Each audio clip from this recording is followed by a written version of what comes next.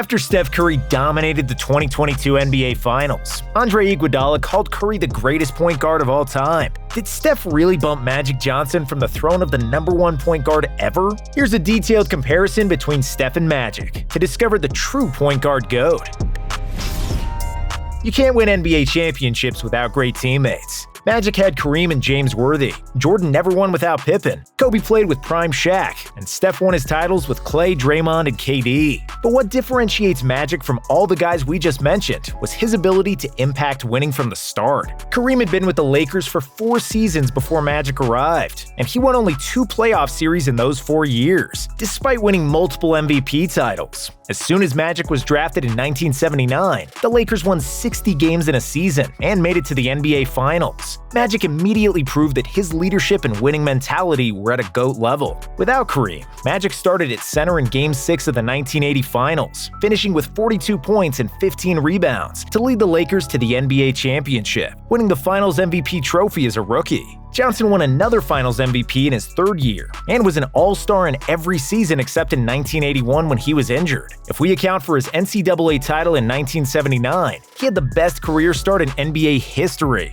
For Curry, it took him a while to transform from a skinny tweener to a superstar. He started his career as a second fiddle to Monte Ellis and nearly got traded in his 3rd season because of bad ankles. Curry made the playoffs for the first time in year 4 and became an All-Star in his 5th NBA season, which is a slower pace than any other player on the top 75 NBA players list. Steph has been a great shooter from the get-go, but overall, he wasn't as good of a player as other NBA greats in his first 3 or 4 years, and that's where Magic has a clear advantage. Magic is often considered the greatest passer in NBA history, while Curry is without any doubt the greatest shooter of all time. It's kind of like comparing apples and oranges in terms of offensive output, because both players are 2 of the best and most efficient players at their position, together with John Stockton and Steve Nash. Despite not being a great outside shooter, especially early on in his career, Magic has an excellent career true shooting percentage of 61%, just like Nash and Stockton, who were some of the greatest shooters ever. Johnson thrived thanks to his great transition offense, excellent post-up game, and efficient drives to the basket. Curry's true shooting is near 63%,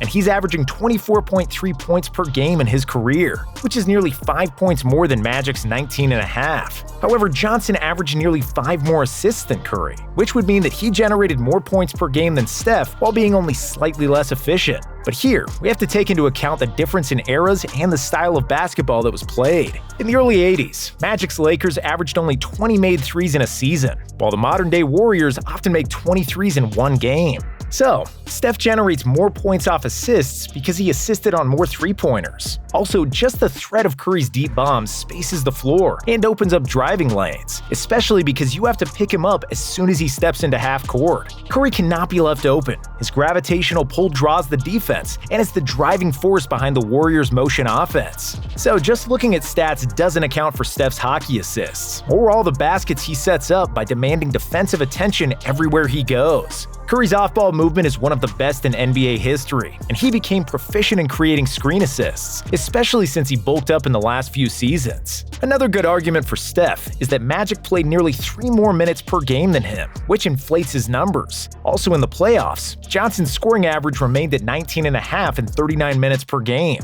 while Steph's increased from 24.3 to 26.6 in the playoffs in 37 minutes per game. Steph also averages 27.5 points in his 6 trips to the NBA Finals, which ranks in the top 10 of all time, ahead of guys like Kobe, Kareem, and Larry Bird. If we compare their numbers per 100 possessions, it's clear that Steph generates more points than Magic. So, because he's extremely efficient with or without the ball, and because he creates so much space just by being Steph Curry, the greatest shooter ever, we have to give Curry the slight advantage in offensive output.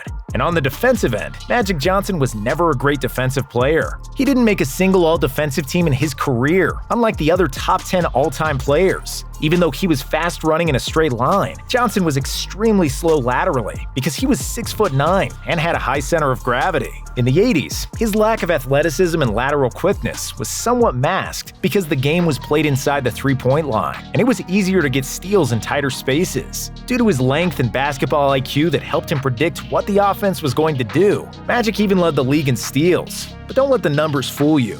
Allen Iverson also led the NBA in steals because he gambled and jumped into passing lanes. But he was by all accounts a terrible defensive player. If Magic played in today's pace and space era, he'd probably get exploited and targeted on every possession, and it wouldn't be pretty. The same could be said for Steph Curry, whose small frame always made him a mark for opposing offenses. Curry was never a great defensive player in the past, but that has now changed. Steph has been bulking up, adding 15 pounds of muscle from his first championship year until now. He's no longer getting killed on screens, and does not get bullied on switches by bigger guards and wings. In the 2022 NBA Finals, Boston tried to wear down Curry by constantly attacking him. Jason Tatum and Jaylen Brown targeted him in isolation, while Horford and Smart tried to beat him up in the post. Bulked up Curry just shrugged it off, and the Celtics scored a measly .79 points per chance on possessions when they attacked Curry in isolation. Steph's improved strength, mobility, lateral quickness, and willingness to hustle made him into a plus defender, which is exceptional for a player past the age of 30.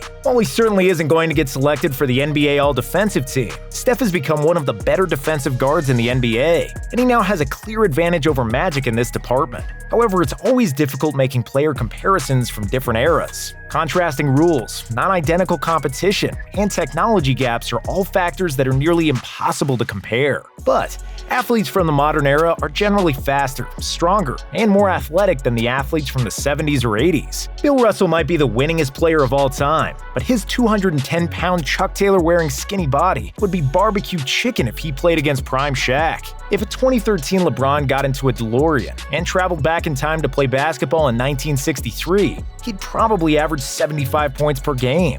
Aside from physical dominance and modern technology, players today are just much more skilled. They handle and shoot the ball better, and are tactically more advanced. Most players spend their summers in the gyms, with shooting coaches, nutritionists, and personal trainers. So if you want to know who would be a better player, prime Steph Curry from 2022 or prime Magic from the late 80s, the answer is pretty straightforward. Steph is a far superior shooter who doesn't even need to have the ball to be effective, and he became a much better defender. If a 2022 Steph time traveled to 1980, he'd easily average 40 points per game. If you don't believe us, go watch Magic Johnson's Game 6 highlights against the Sixers in the 1980 Finals. The Sixers were so slow in transition, and Magic outran them for nearly half of his 42 points, and they left him open on many jump shots, which were all two-pointers. If Steph Curry played in that game, with his ability to nail threes from 30 feet, it would be like hitting practice shots, because nobody would even guard him that far out. Magic's biggest advantage was his pace, ball handling, basketball IQ, and size in the post against smaller guards. A 6'9" point guard was a phenomenon in the 80s, but today's NBA is full of big guards that can handle the ball.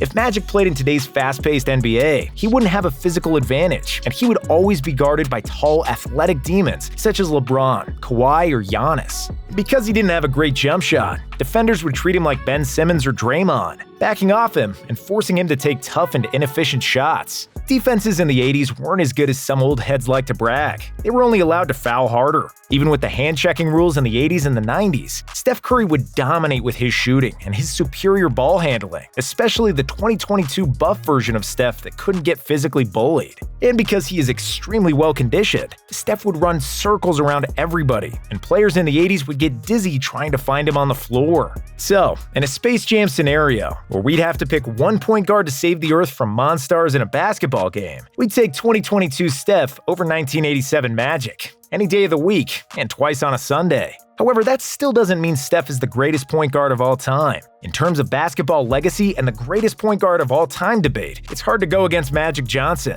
Magic instantly transformed the Lakers into a winning team, and they made 9 finals in his 12 seasons, winning 5 championships. Magic won the league MVP 3 times, most ever for a point guard. He made 10 All-NBA teams and 12 All-Star teams, and is generally more successful than Steph, despite retiring at the age of 31 due to HIV infection. Johnson won 73% of his games, which is the most in NBA history, and you really can't say anything against winning.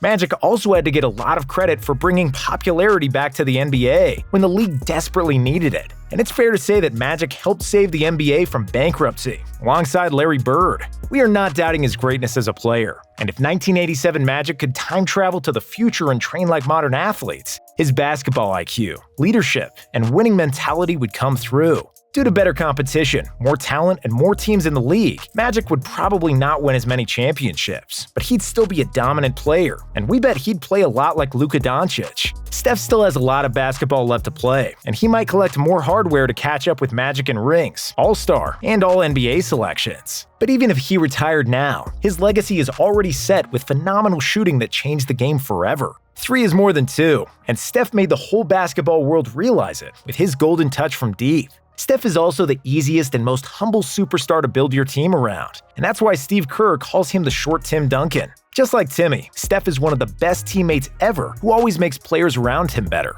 leading by example. One could argue that his shooting records, efficiency, and impact on the game make him the GOAT point guard, but Magic has simply won more with less time in the league. So, we believe Magic is still the greatest point guard ever, even though Steph is a better overall player.